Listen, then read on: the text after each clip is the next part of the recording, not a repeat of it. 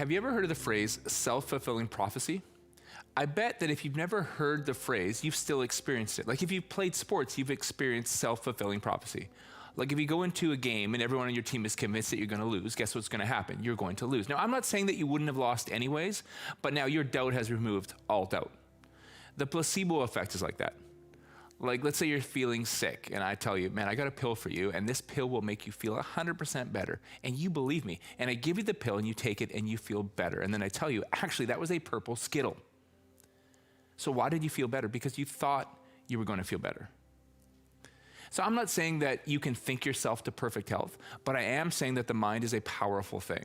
The Bible actually talks about self-fulfilling prophecy in Proverbs 4, verse 23. It says this, "Be careful how you think. Your life is shaped by your thoughts." Man, teaching really showed me that. I remember there would be students that would be coming into my class for the first time, and teachers that used to teach them would say to me, "That kid's a nightmare. Like, problem child, C student at best." And for me, I would always feel a connection with that student when I heard that teacher say that. Because when I was going to school, almost every teacher that I ever had would have described me as a nightmare, except for a few.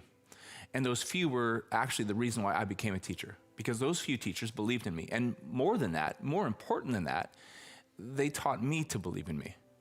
And so that became my goal with those students who were deemed to be nightmares, to connect with them and help them believe in them. And every single time, they didn't turn out to be nightmares. And almost every single time, they weren't C students, they were A students. Because to be a true nightmare, you actually have to be pretty smart. So we're in week 4 of this 4-week series called What Do I Do If? Now, it's a series about marriage, but it's actually a lot more than that, because the principles that we're talking about can be applied to every one of our significant relationships, which is important because looking ahead at this year, I really believe that we can build something better. But to do that, we're going to need to come together. And how do you come together? Well, you start with your most significant relationships. I just want to stop for a second and say thank you.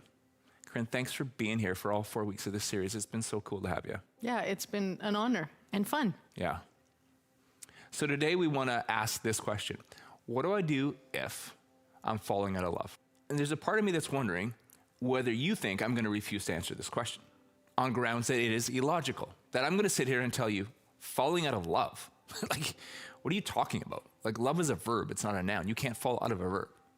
You know what I mean? Like, love is not a feeling. Love is a choice. So I will not answer that question because it's not logical.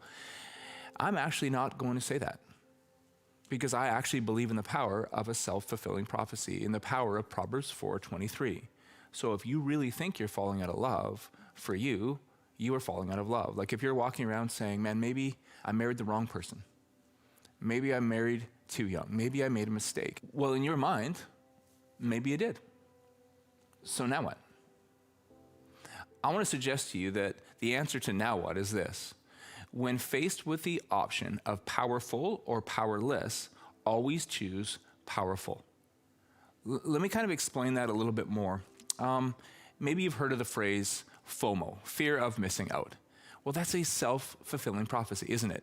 In fact, it's a specific type of self-fulfilling prophecy in which a person chooses to focus on powerless rather than powerful. Here's what I mean. So let's say you have a fear of missing out. Well, that's going to happen to you. Why? Because you're going to sit around waiting for those big moments of which you are actually powerless to control, waiting for something great to happen. And while you're waiting for the big, you're going to miss the best. Like, what are the best things in life? The best things in life are things that you have power over, like to take the time to have a meal with your spouse, to have a conversation with a good friend, to drive beside a lake and just take a moment to enjoy the beautiful scenery, to go out for a walk on a beautiful, clear, crisp day, to see your kids off to school and tell your son or tell your daughter, man, I'm proud of you. Those are the best things. And the problem with FOMO is that you focus so much on the big things over which you are powerless that you miss the best things which you are powerful in. So in answer to the question, what do I do if I'm falling out of love? I would say again, when given the choice between powerless or powerful, always choose powerful. Now, just before we continue on with the sermon, I just want to stop for 1 second because we're here in week 4 of the series. And it just kind of hit me that maybe you're in one of two boats. Number one, you're sitting in a marriage where you realize that you're willing to be powerful, you're willing to work hard, but your spouse is not. And what do you do then? My suggestion to you is, because there's only one person in the universe you can control, continue to work on you.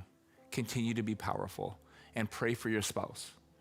But the second question might be, okay, but what if I'm in a dangerous marriage? What if addiction or abuse is occurring? And I would say then, in that case, the first powerful thing that you must do is you must get some distance. You must keep yourself and your kids safe. That's priority. And then you can be powerful working on your marriage from a distance. Does that make sense? Okay, again, so what do I do if I'm falling out of love? When given the choice between powerless and powerful, we choose powerful. So maybe you've had this thought, I'm falling out of love. And I just want to suggest to you that maybe falling out of love doesn't mean what you think it means. In fact, I would even go farther and suggest that falling out of love is not even a thing. I just want to stop there for a second because I think it's kind of important. So what if it's you, though, and you feel like you're falling out of love? Okay, that's fine as long as you realize that that's a you thing. That's a you thing. You have control over that, actually, and we'll talk about that in a minute. The problem presents itself when we start to think that you things or me things are actually things over which we have no control. Does that make sense? Mm-hmm. Okay, so as long as you understand that that you thing is a you thing, man, I think we can help. So I don't have a lot of very vivid memories from my childhood, but there is one that sticks out to me. I was 13 years old, and I lived in Fort McMurray, Alberta. Feel free to feel sorry for me. Corinne had a paper out and had to deliver papers. And what was the temperature, Corinne? With the wind chill, minus 60. Often. That's tough. That is tough. Yeah. Okay, so I'm in Fort McMurray, 13 years old, minus 60 degrees. I had 4 best friends in Fort McMurray, and there was 5 of us girls. We were inseparable. And one day after school, we were at one of my friends' houses, and her mom came in and said, "Can you girls come into the living room? I have something I want to talk to you about." And so we all followed her in. She seemed really serious, and she sat us down and said, "Mr. Smith and I are getting a divorce. I've fallen out of love with him." Now, I so clearly remember, I was only 13 at the time, but I remember those words, "I've fallen out of love with him," didn't sit well with me. There was just something about them that didn't ring true. So I think it's fair to say that I am the least romantic person in the entire world, which has worked out well for me because I happen to marry the second least romantic person in the world. And that makes us kind of pathetic, I realize it, especially around Valentine's Day. But I also think that our lack of romanticness has actually helped us in the long run. Now, the dictionary says that a romantic person is someone with an idealized view of reality. And I think that the concepts of falling in love and falling out of love are also idealized views of reality. And I think that when we idealize something, we're setting ourselves up for one thing, disappointment. And this disappointment can actually be devastating. Let me give you an example from my own life that doesn't have anything to do with marriage, but I just think it makes the point really well. So most of you know that in 2008, we adopted Bedza and Samuel from Haiti. And they were 5 and 7 at the time, and they're 19 and 17 now, and just wonderful, kind, hardworking young men that we're so proud of. We're proud of them for everything that they've overcome and everything that they're overcoming every day. So this story has nothing to do with them and everything to do with my expectations in the situation. So let's rewind to 2008. And I think if I conducted a survey right now, the vast majority of you would have romantic, idealized views on adoption. I know I certainly did before we adopted. Because what's not romantic about saving children from poverty? Like, they're not going to ever feel anything but gratitude to us for saving them. Our family won't even skip a beat adding 2 elementary school aged kids to it overnight. And I am going to find nothing in my heart but endless love and patience. So I was so idealistic. And I was in for the shock of my life. Romantic ideas make living out the reality of a situation so much more difficult.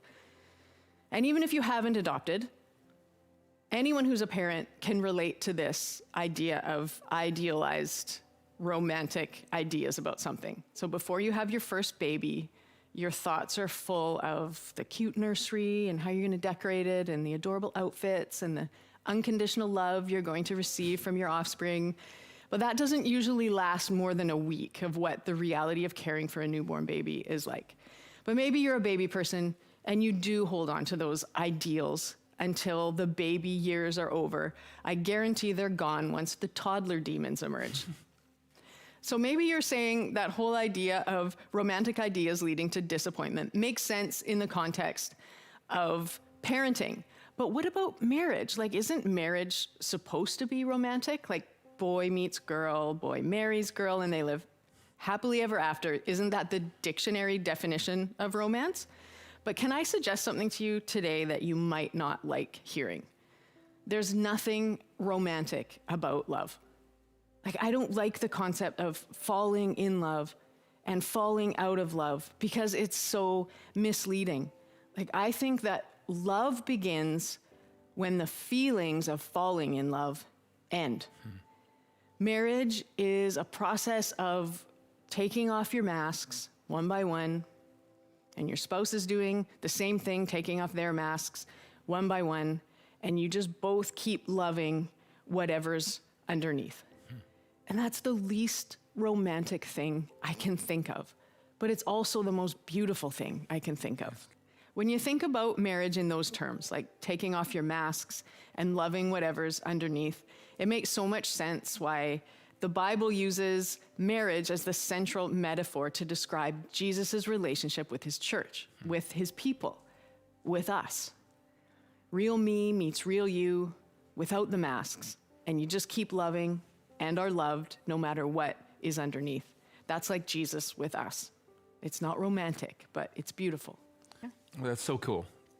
It's the least romantic thing I can think of, but the most beautiful thing I can think of. I agree. Listen to this quote by Lewis Smedes.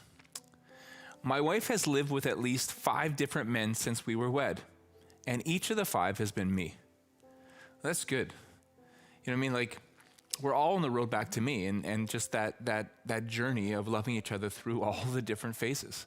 And so after we saw that quote, you said to me, and think of the 5 phases that you've had. And of course, there's been more than 5. But I kind of went back to the beginning when we first met at Trinity Western University. And what do they say? You can take Mike out of Red Deer, but you can't take the Red Deer out of Mike. And so when we first met, I was really arrogant. I remember before leaving Red Deer, I told my little sister, last thing I said to her was, I'm going to find the most beautiful girl at Trinity Western, and I'm going to date her. And then on day 3 or whatever, I met you and we started dating. Talked to my little sister the next time. I'm like, check. That was terrible. What a terrible thing. It's pretty cringy. It's cringy. But you love me anyways. Mm-hmm. Right? And then the months went on and we got married, and 18 months later we had Tori. And I think I kind of took on a new persona, and that persona was provider. I took it real seriously to provide for our little family, and I worked real hard. I was waitering and finishing off my degree. And then when I was finished my degree, I went and became a teacher and a coach. And one of the things that I kind of learned finishing my degree and being a waiter was that not everybody wants to work really hard, but I can. And I'm willing to, you know? And so I think it was in that early stage of teaching and coaching that I started to define myself a little bit too much. Like, I knew that God defines me and I know that God loves me, but I started to define myself by success. And I was driven to succeed and driven to achieve and driven to win. And so started living my life at an unmanageable pace. And then I transitioned from education to ministry. And ministry is interesting, isn't it? It's like you kind of get into ministry because you really, really want to help people, and you do, and you want to help broken people, and you want to help hurting people for sure, and you do get that opportunity. But sometimes as a pastor, you got to be ready, because the truth about broken people is that broken people can break people, and sometimes the people they break are you, and hurting people hurt people, and sometimes the people they hurt is you. And so what I had learned being a teacher and a coach was that when you have a problem, when you have a challenge, you just outwork it. And so my life became more unmanageable and more unhealthy, and then 2020 happened. And so when we got into June and July of 2020, it was a new Mike. And you've told me before that you've never seen me like that before, and I think I walked right up to the precipice of burnout. And with your help, with God's help, with some good friends, I was able to turn around and walk away from that. And when I turned around, I noticed that the road back to me was right there. And we've been learning ever since. I've been learning ever since to stop living at such an unmanageable pace. And one of the things we decided to do was take a break once in a while. And I just remember November, one of the breaks that we were going to take, we were driving from here to Okanagan Lake to stay for a week. And we're driving down the road, and I told this story in the first week. But you looked at me and said, I resent you. And you started going through some of the resentments that you have towards me from our marriage. And you talked about that for a few hours. And when you were done for that day, I looked at you and I said, I wholeheartedly support your resentment of me. And I really meant it. It might sound funny to people, but I really meant it. And I said, thank you. And if I could change those things, I would, but I can't, so I'm sorry. I wholeheartedly support your resentment of me. But it was true. You know, and I think for me, it's because I wholeheartedly believe three things about marriage. Okay, so number one, I really believe that anything great takes work. And I want my marriage to be great, so I need to work at it. Now, if I didn't believe that, when you kind of shared your resentments, when you were done, I would have looked at you and said, really? Oh, that's just great, Corinne, you know? Like I'm a lead pastor, you know? A lead pastor, you know what that means? I've got a lot of responsibility on these shoulders. And so now you share that with me. Well, not only that, Corinne, but it's 2020. It's been a real tough year, you know? And COVID, I can't believe you would share that. The second thing that I believe is I believe that the best is yet to come. I believe the best is yet to come because I think you have one or two choices. You can get lost in your painful past or you can learn from your painful past. See, I really think that you can. I think you can take lessons from yesterday, apply them today, and build something beautiful tomorrow.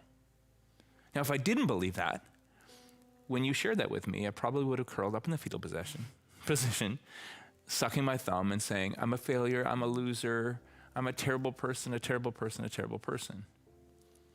And the third thing I believe about marriage is I believe that the most important sermon that I'm ever going to preach, I really want you to listen for a second because at the core of who I am, I believe that the most important sermon that I'm ever going to preach about the redemptive power, the transformational power of the gospel of Jesus Christ is going to be preached in the way that I love you.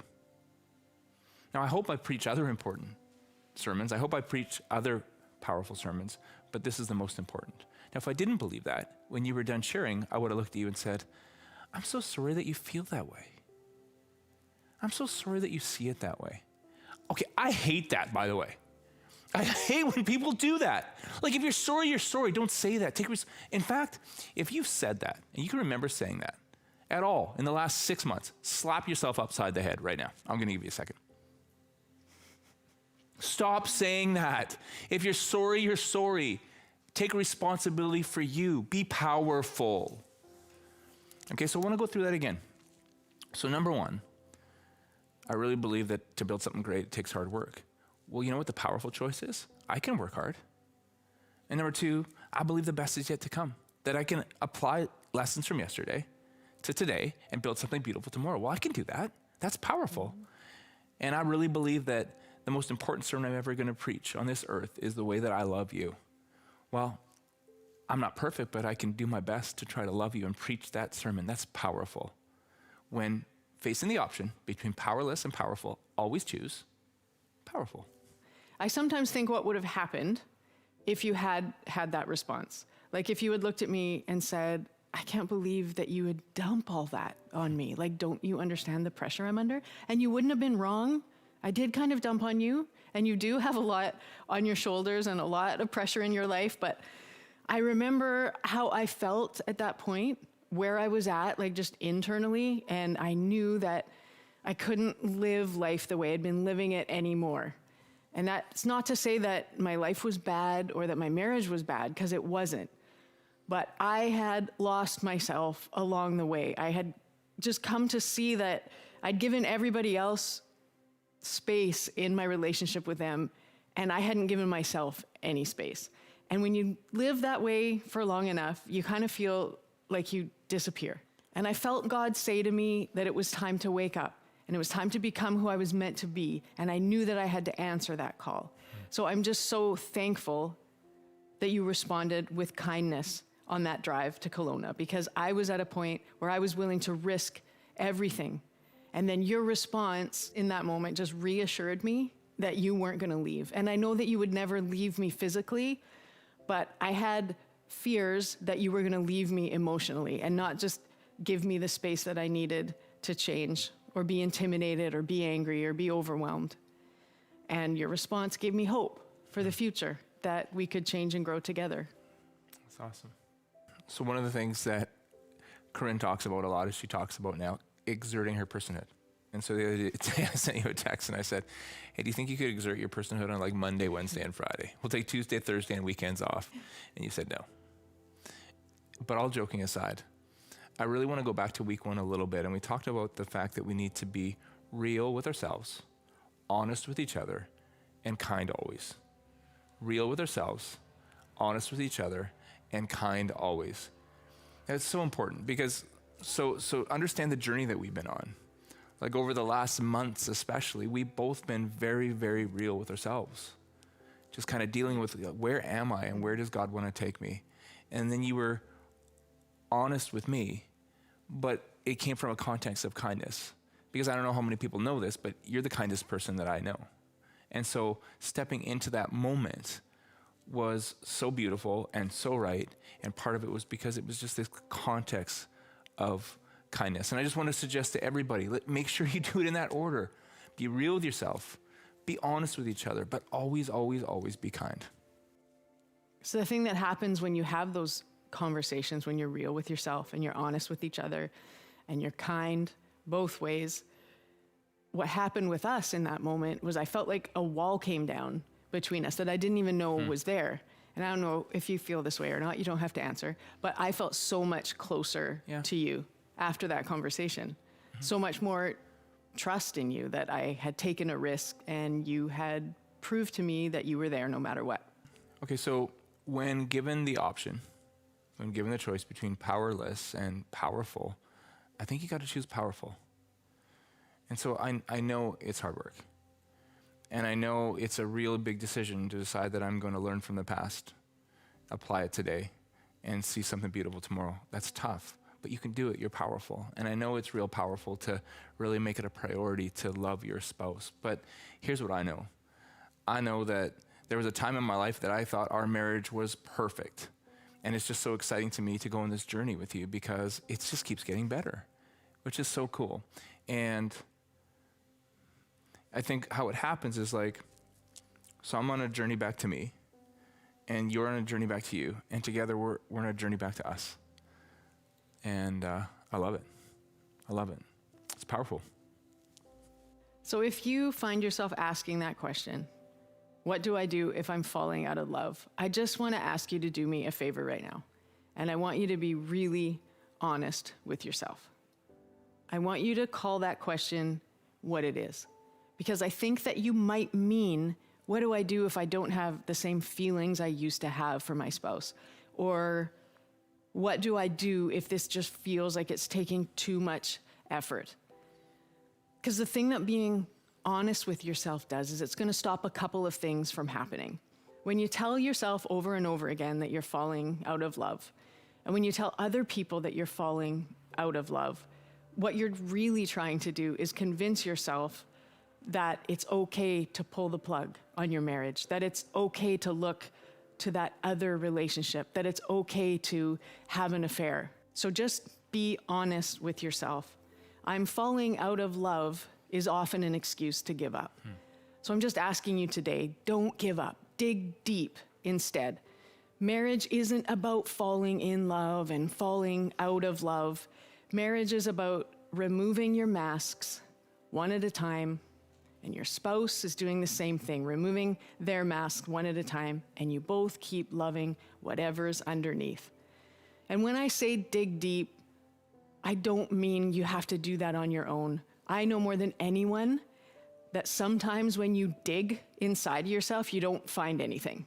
That's what God is for. When we're honest with ourselves and when we ask God for help, He meets us where we're at and He helps us. He not only has the power to help, He wants to help. So be honest with yourself and ask God for help because He will help you. He does help. He wants to.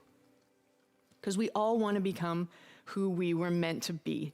It's a longing that every one of us has inside us, even if you haven't recognized it. And when we break our promises, we step off the path to becoming who God created us to be, towards who we were meant to be.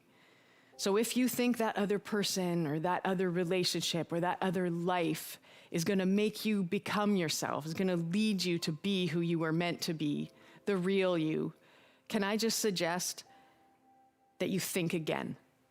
You will lose yourself on any path that takes you away from the promises that you made to the people closest to you in your life.